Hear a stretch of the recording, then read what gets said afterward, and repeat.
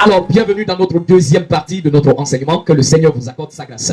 Alors, dans cette deuxième partie de notre enseignement, je vous parle maintenant du jour de la communion de l'Éternel avec sa création. Dans notre première partie de l'enseignement, nous avons vu les activités que les dieux ont accomplies depuis le premier jour de la semaine jusqu'au 6e jour de la semaine, en bien sûr créant l'être humain. Alors, nous partons dans l'épée justicière, le chapitre 2, le verset 30. Il nous dit, c'est ainsi que le Seigneur souverain créa le ciel, la terre et toutes choses. Les dieux les créaient en 6 jours et firent le 7e jour sacré sur tous ses travaux. Et à ce sujet, l'Éternel Yahuwah, le Maître suprême, ordonna. Alors que quiconque y fera quelque travail en mourra, et celui qui le nuirait en mourra certainement, car il l'établit comme le jour de sa communion avec sa création. Et les dieux bénirent le Shabbat, le jour du repos, le 7e jour, et le sanctifia. Parce qu'en ce jour-là, ils firent Shabbat de toutes leurs œuvres qu'ils avaient créées. Dans ce passage, les dieux, avec leur Maître suprême Yahuwah, alors ils ont créé l'univers en 6 jours. Et le 7e jour, alors eux-mêmes ont consacré ce jour comme un jour sacré. Et voilà pourquoi la parole nous dit, l'Éternel va ordonner que celui qui va profaner ce jour sera puni de mort. Celui qui va nuire à ce jour sera puni de mort. Parce que ce jour a été établi comme le jour de communion, le jour de la communion de l'Éternel avec bien sûr sa création. Une chose extraordinaire, que le Tout-Puissant lui-même établisse bien sûr un jour pour communier avec sa création. Quel bonheur! Qu'est-ce qui peut dépasser ça? Alors il est important, et la parole nous dit que les dieux vont bénir le 7e jour, ce qu'ils n'ont jamais fait avec les autres jours de la semaine. Donc ils bénissent le 7e jour de la semaine, ils le sanctifient, c'est-à-dire mettre à part. Ils mirent ce jour à part et ils se reposèrent le 7e jour. Alors ils ont mis stop, ils ont cessé leurs activités, leurs œuvres pour être en communion avec l'Éternel, être en communion avec la nature. Donc le Seigneur va nous donner cet ordre-là, que nous aussi, nous devons travailler pendant 6 jours. Et le 7e jour, nous devons cesser nos activités pour être en communion avec l'Éternel. Alors, si vous avez compris ça, mes bien-aimés, nous allons voir maintenant comment observer ce jour béni, ce jour sanctifié, ce jour de communion. Comment l'observer selon la volonté de l'Éternel. Alors, l'épée justicière, le chapitre 58, le verset 18 nous dit, il leur dit, c'est ce que l'Éternel a dit. Demain est le jour du repos, le Shabbat consacré à l'Éternel. Faites cuire ce que vous avez à faire cuire, faites bouillir ce que vous avez à faire bouillir, et tout ce qui aura en surplus, mettez-le en réserve pour le garder jusqu'au matin. Donc, dans ce premier passage, pour commencer à observer le Shabbat, la première chose c'est, le jour du Shabbat, on ne prépare pas. Donc, voilà pourquoi la parole nous dit, la nourriture du Shabbat est préparée en avance, bien sûr. La parole nous dit, ce que vous avez à faire bouillir, il faut le faire bouillir. Ce que vous avez à faire cuire, il faut le faire cuire. Parce que ce jour-là, on ne va pas préparer. Alors, l'épée justicière, le chapitre 77, le verset 2 nous dit, pendant 6 jours, le travail se fera. Mais le 7e jour sera saint pour vous, car c'est le Shabbat, le jour du repos, consacré à l'Éternel. Le verset dit, quiconque fera un travail en ce jour-là sera puni de mort. Et le verset 3 nous dit, vous n'allumerez pas de feu dans aucune de vos demeures le jour du repos. Alors mes bien-aimés, une fois de plus, le verset nous dit, le jour du Shabbat, on n'allume pas de feu. Alors la question qu'on va se poser, pourquoi ne pas préparer le jour du Shabbat? Pourquoi ne pas allumer le feu? Pourquoi manger une nourriture glacée? Pourquoi manger une nourriture froide le jour du Shabbat? Vous allez comprendre que les semaines sont influencées par les planètes. Mais précisément au 7e jour de la semaine, qui est le Shabbat.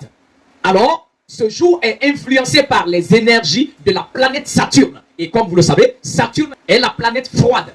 Alors si Saturne est la planète froide et que c'est cette planète-là qui influence le 7e jour de la semaine qui est le samedi, donc voilà pourquoi le Seigneur dit ne pas allumer de feu, ne pas préparer. Il faut manger la nourriture froide parce que nous sommes dans une communion avec bien sûr les esprits de l'Éternel, avec le Tout-Puissant, en bénéficiant bien sûr des énergies de la planète Saturne. Alors ceci est une réalité. Vous devez comprendre, mes bien-aimés, que le Seigneur va ordonner que le Shabbat soit un signe et une alliance entre nous. Donc, c'est quoi un signe? C'est une marque, d'accord? Un signe, c'est une marque. Une empreinte, bien sûr. Et également une alliance, c'est un accord, un pacte. Alors, dans l'épée justicière, le chapitre 73, le verset 12 nous dit, l'Éternel parla à Moshe en disant, toi aussi parle aux enfants d'Israël en disant, vous garderez absolument mes Shabbats, car c'est un signe entre moi et vous. Alléluia. C'est l'Éternel qui nous dit, c'est un signe entre moi et vous, et parmi vos générations, afin que vous sachiez que je suis l'Éternel qui vous sanctifie.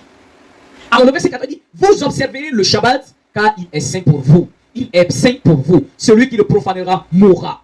Il mourra. Quiconque il fera une œuvre en ce jour-là sera retranché du milieu de son peuple. Pendant 6 jours, le travail sera fait. Mais le 7e jour est le Shabbat, le jour du repos, consacré à l'Éternel. Quiconque fera un travail ce jour, le jour du repos, mourra. Il mourra.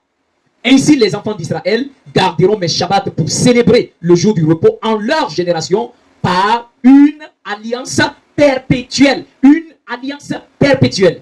C'est un signe entre moi et les enfants d'Israël à perpétuité.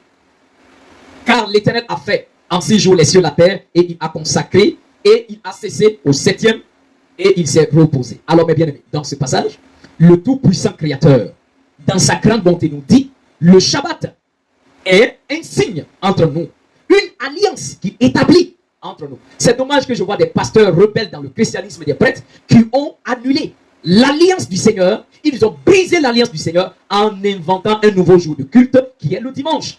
Une rébellion, une absurdité, du véritable non-sens.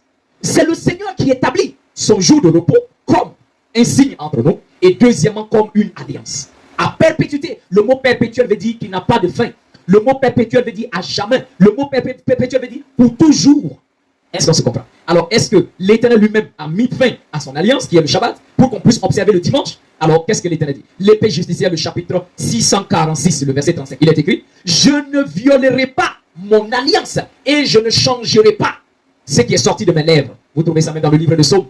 Alors, vous voyez, l'Éternel dit, je ne violerai point mon alliance. Il dit, le Shabbat est une alliance entre nous. Et lui-même dit, attention, moi, je ne viole pas mon alliance. Ce qui est sorti de ma bouche, mes lèvres, je ne vais jamais changer. Donc, vous voyez que le Seigneur ne peut jamais remplacer le Shabbat par le dimanche. Il ne peut pas non plus laisser la liberté à quelqu'un de remplacer son jour et le jour de son alliance par un autre jour. Tous ceux qui observent le culte le dimanche, le lundi, le mardi, ils sont dans une autre alliance qui n'est pas l'alliance du Seigneur. Le Seigneur dit, le Shabbat, le 7e jour de la semaine, le samedi est le jour de son alliance. Et tous ceux qui respectent ce jour sont en alliance avec l'Éternel. Il est important de comprendre cela, mes bien-aimés. Alors, vous devez aussi comprendre que le jour du Shabbat, on présente bien sûr les holocaustes du Shabbat, les offrandes apportées aux esprits. Alors, pourquoi faire des holocaustes le jour du Shabbat? L'Éternel a précisé. L'épée justicière, le chapitre 137, le verset 9. La parole nous dit, mais le jour du Shabbat, vous offrirez deux agneaux d'un an sans défaut et 2 dixièmes de fine de farine pétrie à huile pour l'offrande de grains avec sa libation. C'est l'holocauste du Shabbat. Pour chaque Shabbat, outre les holocaustes perpétuels avec sa libation. Alors, dans ce passage, le Seigneur dit, le jour du Shabbat, nous apportons des offrandes, bien sûr. À l'époque, au temps de Moshe, il y avait des sacrifices animaux. Mais après, le Seigneur, dans la nouvelle alliance, et quand il nous amène toujours dans sa volonté parfaite, alors il a lui-même stoppé, il a lui-même interdit le sacrifice animal, parce que c'est un rituel qui était entré en Israël par la désobéissance. Je parlerai de ce sujet-là dans un autre enseignement. Alors, le jour du Shabbat, vous voyez qu'on fait l'offrande de grains, et bien sûr de la farine et la libation. La parole nous dit dans les Saintes Écritures, les anges sont tous des esprits au service de l'Éternel, envoyés pour exercer un ministère en faveur de ceux qui doivent hériter le salut. Donc les esprits, les anges, sont les ministres de l'Éternel. Ils ont été mandatés afin qu'ils puissent exercer un ministère en notre faveur. Donc durant toute la semaine, les anges sont avec nous. Alors, il œuvre pour nous, il nous protège, il marche avec nous, il nous apporte la prospérité, il nous épargne des accidents, et il exerce un ministère en notre faveur au cours de la semaine. Mais à la fin de la semaine, ils sont également épuisés, ils sont fatigués. Seul l'Éternel ne se fatigue pas. Mais les anges ont besoin de renouveler leur force, bien sûr. Et c'est comme ça le jour du Shabbat, étant en communion avec l'Éternel, avec les anges, avec nos frères et sœurs, nous prenons le temps, premièrement, d'offrir les holocaustes du Shabbat pour que les anges renouvellent leur force. Et avec les frères et sœurs qui sont avec nous dans la communauté, nous prenons aussi un repas fraternel afin de pouvoir renforcer notre communion. Alors cela est très important. Voilà pourquoi les holocaustes sont effectués, bien sûr, ce jour-là. Alors, il faut comprendre cela, que le Seigneur nous a donné ce jour-là pour nous sanctifier. Alors, ceux qui ne sont pas israélites, parce qu'il y a des gens qui vont dire non, le Shabbat c'est pour les enfants d'Israël, moi je ne suis pas enfant d'Israël, donc ça ne me concerne pas. Alors, le Shabbat concerne toute la création et tout l'univers. Alors, l'épée justicière, le chapitre 380, le verset 1 nous dit: ainsi parle l'Éternel, observez la justice, faites ce qui est juste, car mon salut ne tardera pas à venir et ma justice à être révélée. Béni est l'homme qui fait cela, et le fils de l'être humain qui s'y tient, observant le Shabbat pour ne pas le profaner et gardant ses mains pour ne faire aucun mal. Ok? Et l'enfant de l'étranger, c'est-à-dire celui qui n'est pas israélite biologique, l'enfant de l'étranger qui se joint à l'Éternel, ne parle pas en disant l'Éternel me séparera et il me séparera de son peuple. Que l'eunuque ne dit pas je suis un arbre sec. Car ainsi parle l'Éternel concernant les eunuques, ceux qui garderont mes Shabbats et qui choisiront les choses auxquelles je prends plaisir, qui s'attacheront à mon alliance. Vous voyez, toujours le Shabbat et l'alliance. Qui s'attacheront à mon alliance. Alors la récompense c'est quoi? Ceux qui observent le Shabbat. Quelle est la récompense? Le verset dit: je leur donnerai dans ma maison et dans mes murailles une place et un nom meilleur que le nom de fils et de fille. Je leur donnerai à chacun un nom éternel qui ne périra jamais. Alléluia. Vous voyez, le verset nous dit: ceux qui observent le Shabbat recevront un nom éternel. Ils ne mourront pas. Le paradis est leur demeure pour l'éternité. Le Seigneur dit: je leur donnerai un nom éternel qui ne périra jamais. Alors, le verset dit: et les fils des étrangers qui se joindront à l'Éternel pour le servir et pour aimer le nom de l'Éternel, pour être ses serviteurs, et ceux qui gardent le Shabbat pour ne pas le profaner et qui s'attacheront à mon alliance, je les amènerai sur ma montagne sainte et je les réjouirai dans ma maison de prière. Leurs holocaustes et leurs sacrifices seront agréés sur mon autel, car ma maison sera appelée maison de prière pour tous les peuples. Alléluia. Alors, bien aimé, vous voyez, même ceux qui s'attachent à l'Éternel, pour être des serviteurs de l'Éternel, le verset dit, ils doivent garder l'alliance, le Shabbat. Ils ne doivent pas le profaner. Cela est très important, mes bien-aimés. Alors, encore, les bénéfices du Shabbat, les récompenses du Shabbat. L'épée justicière, le chapitre 382, le verset 13. La parole nous dit: si tu détournes ton pied pendant le Shabbat pour ne pas faire ton plaisir en mon saint jour, et si tu appelles le Shabbat tes délices, c'est-à-dire quelque chose que tu agrées, quelque chose que tu aimes, et si tu appelles le Shabbat tes délices et honorable, ce qui est saint à l'Éternel, et si tu honores, et si tu l'honores, au lieu d'agir selon tes voies, de trouver ce qui te fait plaisir, et proférer une parole, alors tu prendras plaisir en l'Éternel. Et je te ferai monter sur les hauteurs du pays. Et je te nourrirai de l'héritage de Jacob ton père. Oui, la bouche de l'Éternel a parlé. Alléluia. L'Éternel dit ici: si tu observes le Shabbat et que tu appelles le Shabbat tes délices, ce que tu aimes de tout ton cœur, le Seigneur dit: je t'accorde l'élévation. Il dit: je te ferai monter sur les hauteurs du pays. Tu seras prospère. Le Seigneur dit: tu seras élevé, il va te lever, il va te rendre prospère. Il dit: je te nourrirai de l'héritage de Jacob, ton père. Est-ce que vous avez compris, mes bien-aimés? Donc ici, c'est très important de comprendre. Donc l'élévation est promise pour ceux-là qui observent le Shabbat. Alors, mes bien-aimés, maintenant, le Shabbat sera observé dans la nouvelle terre, le paradis. Au paradis, nous continuerons à observer le Shabbat. Et ceux qui ne feront pas le Shabbat sur cette terre, la parole nous dit: ils périront en enfer. L'épée justicière, le chapitre 380, le verset 22. La parole dit: car comme les cieux, les nouveaux cieux et la nouvelle terre que je vais faire subsisteront devant moi, dit l'Éternel, ainsi subsistera votre postérité et votre nom.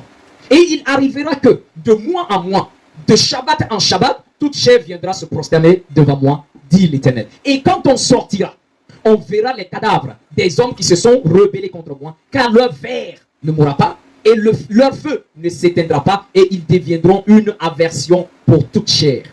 Le verset dit: l'Éternel dit, il va créer les nouveaux cieux, et il va créer une nouvelle terre.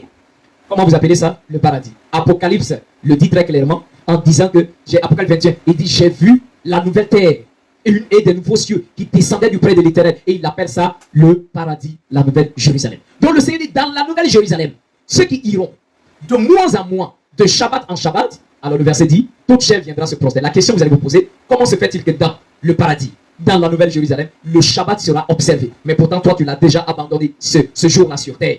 À cause le pasteur te dit, non, on fait le dimanche, on laisse le Shabbat, et toi tu as accepté. Est-ce que c'est le dimanche qui sera observé dans le paradis comme jour de repos, comme jour de culte? Absolument pas. Mais le jour de communion même dans le paradis est bien sûr le Shabbat. Et ceux qui n'ont pas observé ce jour, ceux qui n'ont pas respecté ce jour, le verset 24 nous dit, quand on sortira du temple, on verra leurs cadavres. Ceux qui ont été rebelles. Il dit, les vers qui les mangent ne meurent pas. Le feu qui les brûle ne s'éteindra pas. Est-ce que vous connaissez un endroit où il y a le feu qui ne s'éteint pas, où il y a les vers qui mangent les gens et ces vers ne meurent pas? C'est l'enfer. Alors, vous voyez que c'est clair, ceux qui n'observent pas le Shabbat périront en enfer. Donc, le jour du Shabbat est le jour de la communion avec l'Éternel. Tout ce qui peut être activité est interdit. On ne vend pas, on n'achète pas également. Alors que le Seigneur vous accorde sa grâce. Alors, je vous donne rendez-vous pour la troisième partie de notre enseignement. Que le Père vous accorde sa grâce. Shalom.